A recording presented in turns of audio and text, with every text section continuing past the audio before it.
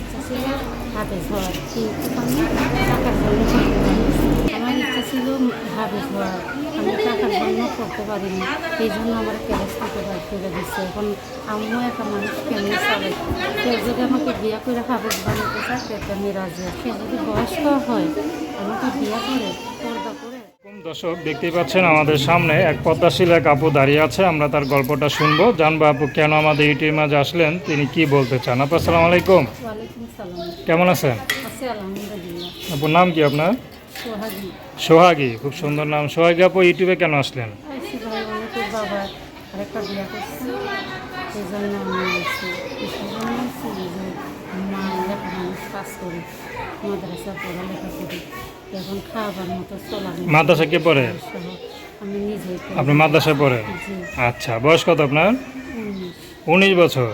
আচ্ছা, কি হওয়ার ইচ্ছা মাদ্রাসায় পড়ে? কি হাফেজ বা মাওলানা এরকম কিছু হবে নাকি? এখন যদি রিজিকি থাকে, যদি মনের মতন একটা জামাই পাই, সত্যি যদি আমাকে বিয়ে করে, আল্লাহর মতো সে যদি আমাকে ইচ্ছা করে বিয়ে করে পড়াশোনা করা, আমি হাফেজ হইতে পারি। এটা রিজিকি যেটা থাকবে আমি সেটাই হবে। তো আপনি তো মনে করেন মাওলানা পড়তেছেন, হাফেজি পড়তেছেন, তো এখন তো মনে করেন আপনাকে যদি কোনো মানে হুজুর না বিয়ে করে আপনার সাধারণ ছেলেরা বিয়ে করে, তাহলে কি এইভাবে রাখবে আপনারা? পদ্মাভাবে রাখবে?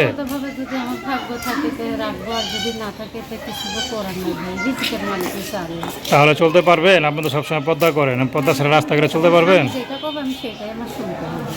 আচ্ছা, তো আপনি যদি স্বামী যদি গুনাহ করতে পারে, আপনি গুনাহ করবেন? আমার স্বামীর পায়ের নিচে এমনি ভেস্ত।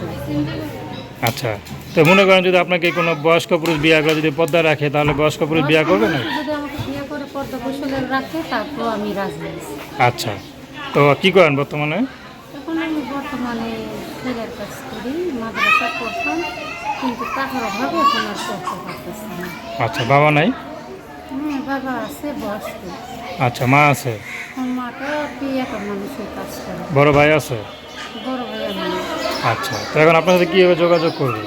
আমার সাথে কি ভাই, আমার কাছে মোবাইল নাম্বার আছে। তো দর্শক, আপনারা আপুটির কথা শুনলেন, তো তার নাম্বারটা হচ্ছে 01816578522 তো আমি নাম্বারটা আবারও বলছি, 01816578522 নাম্বারটা আবারও বলছি, 01816578522। তো দর্শক, প্রেম ভালোবাসা সাহায্য সহযোগিতা বিয়ে শাদী করে একান্ত আপনাদের ব্যক্তিগত ব্যাপার।